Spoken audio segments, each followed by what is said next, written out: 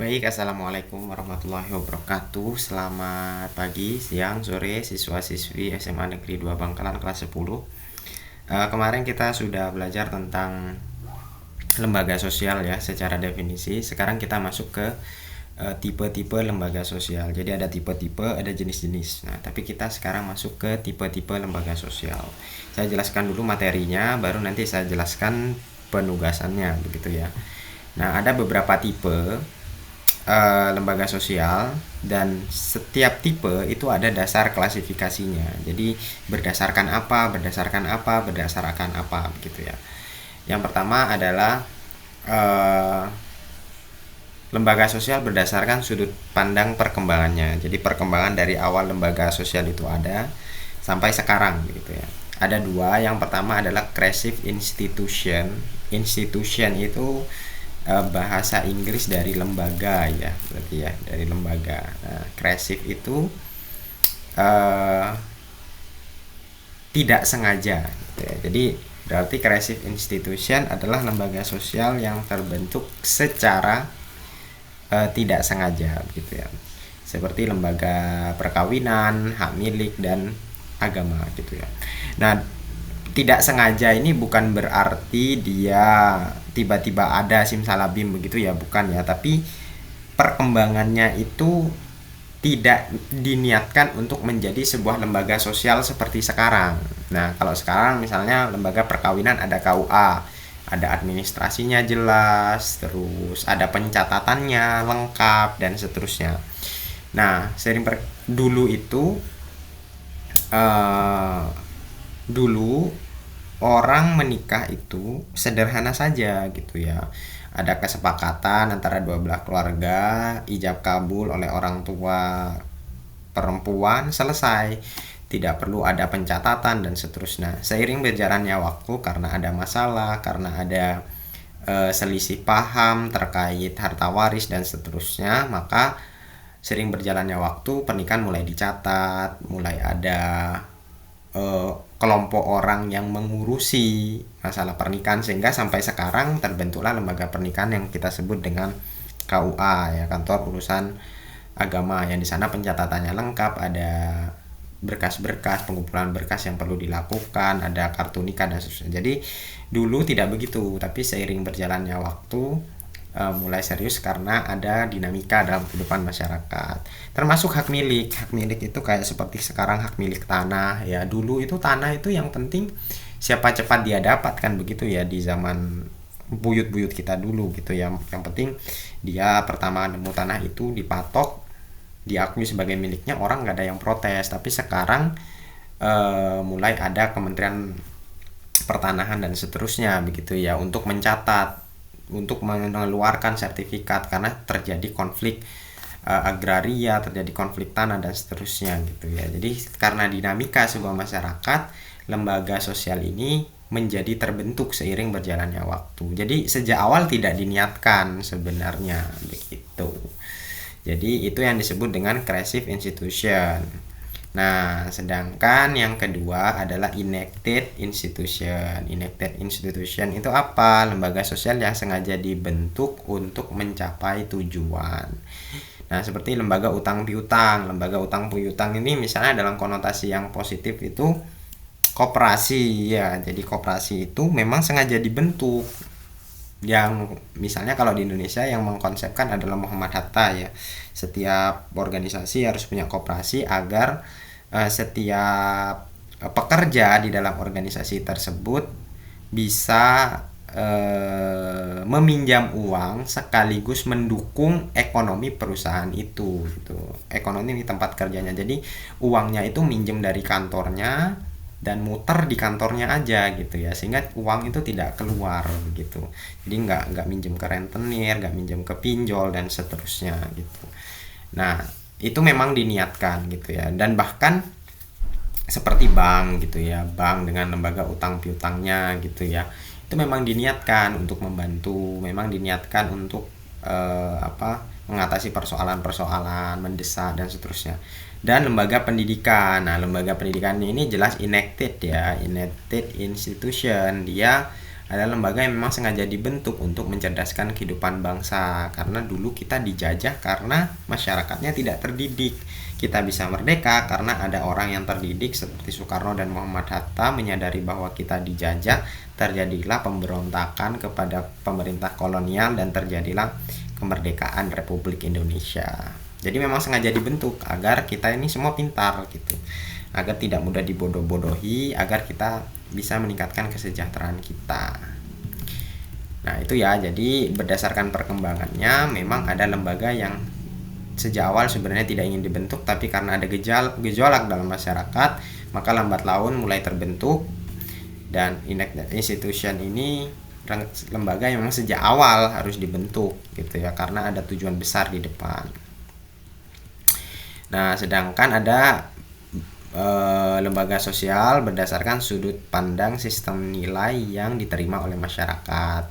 Jadi berdasarkan penerimaan masyarakat, lembaga sosial itu ada dua tipenya, yaitu basic institution, lembaga dasar, sama subsidiary institution atau lembaga pelengkap aja gitu ya, atau lembaga yang dianggap kalau nggak ada nggak apa-apa ya. Subsidiary institution itu lembaga yang kalau nggak ada nggak apa-apa, tapi kalau basic institution itu lembaga yang harus ada dalam kehidupan masyarakat. Seperti apa? Seperti lembaga keluarga, seperti lembaga sekolah dan negara gitu. Kalau keluarga ya untuk meneruskan keturunan, untuk mendidik nilai dan norma yang ada dalam masyarakat. Nah itu basic, penting bagi masyarakat. Jadi keluarga itu penting, sekolah itu penting, dan negara itu penting, harus ada gitu ya. Jadi basic institution itu adalah lembaga sosial yang secara nilai oleh masyarakat dianggap harus ada. Nah sedangkan subsidiary institution adalah lembaga sosial yang secara nilai kalau nggak ada itu nggak apa-apa, tapi kalau ada lebih nggak apa-apa lagi begitu ya. Jadi nah contohnya apa di sini? Lembaga rekreasi gitu ya. Jadi sebenarnya secara nilai masyarakat nggak rekreasi kan nggak apa-apa gitu ya, kecuali gengsi ya. Tapi secara keseluruhan nggak rekreasi nggak apa-apa, tapi kalau ada lebih baik, kita jadi lebih gembira, lebih rileks, lebih senang kan begitu. Tapi kalau nggak ada nggak apa-apa. Nah itu yang disebut subsidiary institution. Tapi kalau ini basic harus ada gitu, harus banget gitu ya. Nah sedangkan yang ketiga adalah berdasarkan sudut penerimaan masyarakat. Nah berdasarkan sudut penerimaan masyarakat ini ada lembaga sosial yang diterima oleh masyarakat yang disebut approved institution, diterima, atau sanctioned institution, artinya sama ya, diterima, lembaga sosial yang diterima, sama unsanctioned institution atau disapproved institution atau lembaga yang tidak diterima oleh masyarakat. Nah lembaga yang diterima oleh masyarakat itu apa ya? Lembaga ya semua lembaga yang baik gitu ya, bank, lembaga sekolah, terus apalagi lembaga agama, lembaga yang baik-baik. Nah lembaga yang ditolak oleh masyarakat itu apa? Kejahatan, sindikat kejahatan, kelompok begal, terus apalagi ya, preman dan seterusnya. Jadi kalau muncul pertanyaan kenapa tidak diinginkan oleh masyarakat tapi dia ada, ya karena sulit diberantasnya, kayak gembong narkoba gitu ya. Apakah masyarakat ingin ada gembong narkoba? Tidak. Makanya dia masuk kategori disapproved institution atau unsanctioned institution gitu ya, atau institusi yang tidak diinginkan oleh masyarakat. Tapi ada. Kenapa tidak diinginkan tapi ada? Karena diberantasnya susah gitu. Jadi bukan berarti ada itu diizinkan, bukan, tapi karena sulit diberantasnya, seperti preman, begal dan seterusnya. Dia nggak diinginkan oleh masyarakat. Emang ada yang ingin ada kelompok begal banyak gitu ya? Nggak ada kan, tapi diberantasnya sulit. Nah itu yang disebut dengan disapproved institution atau unsanctioned institution. Jelas ya sejauh ini ya. Terus yang selanjutnya yang keempat adalah lembaga sosial berdasarkan sudut penyebarannya. Sudut penyebarannya itu tentang popularitasnya gitu ya. Jadi lembaga sosial yang mengikat orang lebih besar dan yang terbatas gitu ya. Yang mengikatnya ya, daya ikatnya, penyebaran daya ikatnya. Ada general institution, dalam bahasa Inggris general kan umum ya, berarti lembaga sosial yang umum diketahui orang dan umum orang banyak terlibat, bisa menjadi anggota lembaga itu tanpa ada persyaratan khusus ya, itu disebut general institution. Contohnya adalah lembaga agama secara general gitu ya. Jadi misalnya kita semua itu bisa sekolah di lembaga yang di bawah kenaungan Kementerian Agama gitu kan. Nah, jadi kita sebagai warga negara yang beragama boleh apapun agama kita boleh bersekolah di bawah naungan lembaga pendidikan, di bawah naungan Kementerian Agama gitu ya. Bisa UIN, bisa Petra, bisa MAN, bisa Sinlui dan seterusnya gitu ya. Nah, sedangkan restrict institution itu adalah lembaga sosial yang hanya dikenal oleh masyarakat tertentu dan hanya melibatkan masyarakat tertentu saja. Seperti gereja. Gereja itu restrict institution. Kenapa? Karena hanya dikenal oleh masyarakat Kristiani dan juga hanya bisa diikuti oleh masyarakat yang bisa jadi anggota adalah masyarakat Kristen gitu.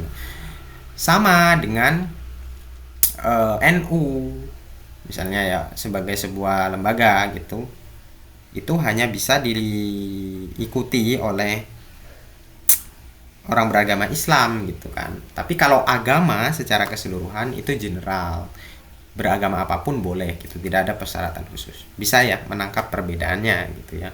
Seperti olahraga dan basket. Nah, orang yang punya olahraga apapun dia masuk kategori organisasi olahraga gitu ya, sebagai atlet gitu ya. Tapi Perbasi hanya untuk olahraga basket gitu saja gitu ya.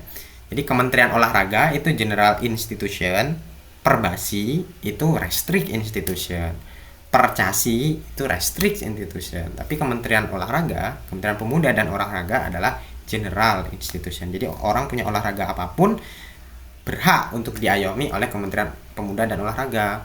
Tapi kalau Perbasi cuma mengayomi atlet-atlet basket aja gitu. Nah, jadi Perbasi itu restrict institution, Kementerian Pemuda dan Olahraga adalah general institution. Oke, yang terakhir adalah apa nih?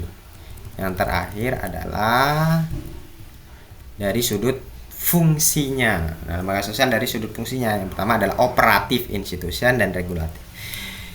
Operatif institution itu adalah lembaga sosial yang melakukan sesuatu gitu ya, yang punya aktivitas gitu ya. Sedangkan regulatif institution itu adalah lembaga yang mengawasi aktivitas operatif institution gitu ya. Contoh ya, misalnya dalam pemerintahan, operatif institutionnya itu pemerintah gitu ya, presiden, gubernur, bupati, itu operatif institution.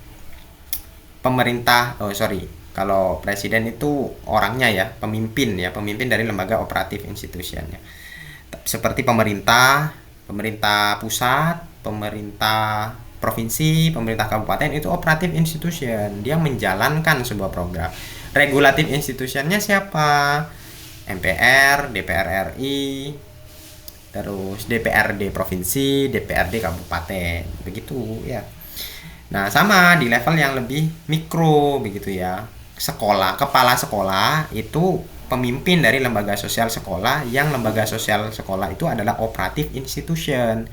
Regulatif institutionnya siapa gitu ya? Ya, cabang dinas pendidikan dan pengawas sekolah, organisasi pengawas sekolah di tingkat kabupaten, provinsi, dan juga nasional begitu.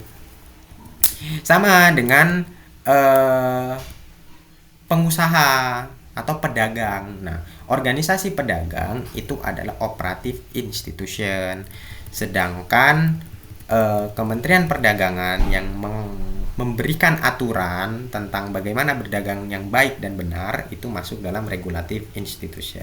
Regulatif itu artinya aturan ya. Jadi lembaga sosial yang tugasnya mengatur dan mengawasi aturannya yang dijalankan aturan yang dibuat dijalankan dengan baik dan benar oleh para pekerja atau oleh para pelaku. Para pelaku ini operative institution, maka dia adalah regulative institution. Jadi lembaga yang tugasnya membuat aturan dan mengawasi aturannya dijalankan dengan baik, maka disebut regulative institution. Tapi kalau operative institution adalah lembaga sosial yang menjadi aktor utama dalam menjalankan sebuah aktivitas gitu ya. Kayak tim futsal itu operative institution gitu ya. Lembaga pembuat aturan futsal, apa ya kalau futsal ya,